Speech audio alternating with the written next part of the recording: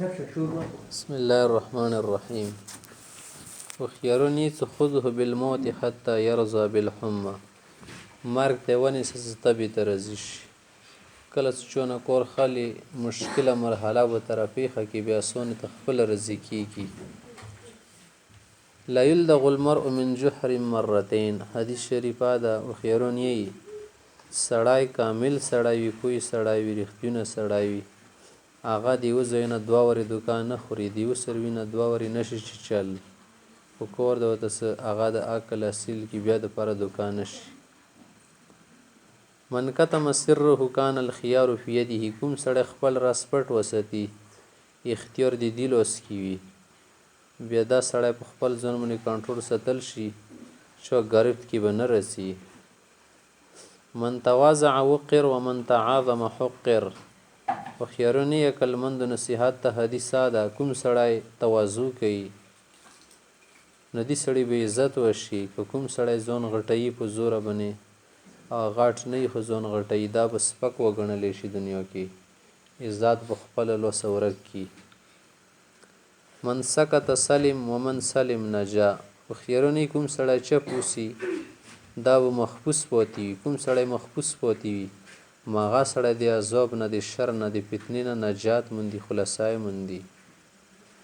وخیارون یری د عقلمندو حدیث ته من حفر بیرا لاخیه فقد وقع فیه. کوم سړی بل سړی ته کوی کاندي همدا سړی به خپله ما کوی کې غورځي. کوم سړی بل سړی ته باده خوښوي خپله مغې باده کې بیا اخته کیږي. یکفیک من الحسد انه یغتم وقت سرورک.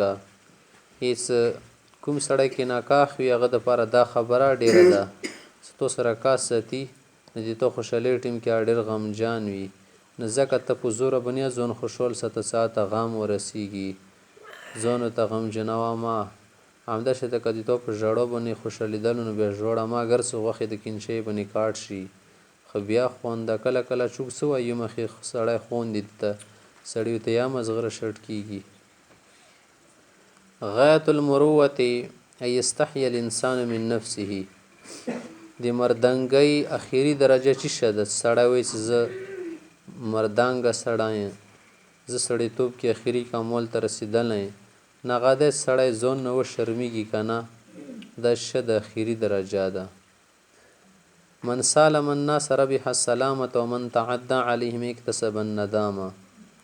وخیارون یی چې کوم سړی خلکو سره صلح ساتي، جوړه ساتي، جنګ جګړې نه کوي، دا سړی به روغ رموټ شي او روغ رمټیا به وساتي. چو سره جنګ جګړې نه کوي پیزه به د نه یي کږه چې ته خوله به د نه یي موته، مخ به د نه یي څیرله شو، مول پیسه به د نه ضایع کېږي، غوټې ته به پکې خالي د باندې پیسه رسي که نه. روغ رموټ بیا ښه د بچت دي.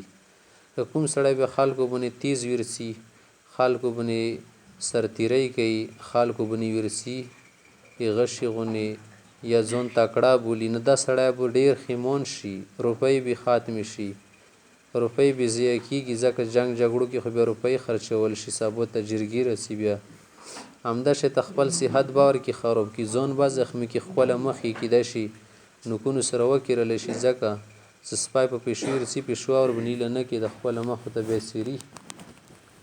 ثلاثة قلیلها کثیر. هېڅ درې شیان دي دا لږ وي ښه نه د ډېرېږي، دا تاسو کموایو او ډېرولي ته یې پرې نږدوئ. المرض والنار والعداوة. یوه بیمارۍ ده څه لږی اوله کې علاج کړه دا د نه ورو ورو ډېرېږي. دویم مور ده د چیش ته ولګېږي دا کمیږي نه زیاتېږي، دا مړوه په ټیم باندې.